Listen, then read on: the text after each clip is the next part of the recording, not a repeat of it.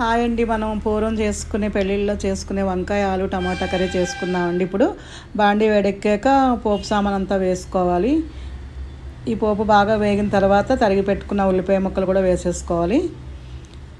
చిన్నగా తరిగి పెట్టుకున్న ఉల్లిపాయ ముక్కలు మంచిగా వేగిన తర్వాత బాగా వేయించుకోవాలి. తర్వాత ఆలు ముక్కలు కూడా వేసేసుకుందాము. చిన్నగా తరిగి పెట్టిన ఆలు ముక్కలు వేయించుకోవాలి.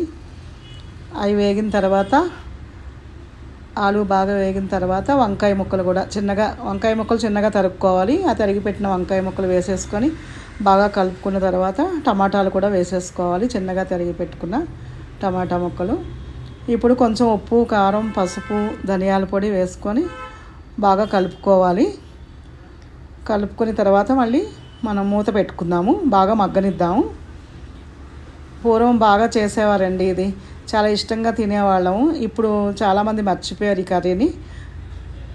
మూత పెట్టుకొని తీసుకొని ఒక గ్లాస్ నీళ్ళు వేసి మగ్గబెట్టుకుందాము, ఉడికించుకుందాము. ఉడికిన తర్వాత కొత్తిమీర వేసుకొని గార్నిష్ చేసుకుందాము. మన పెళ్ళిళ్ళ కూర రెడీ అయిపోయిందండి. వంకాయ టమాటా ఆలు కర్రీ రెడీ. సర్వ్ చేసుకోవడమే ఇంకా.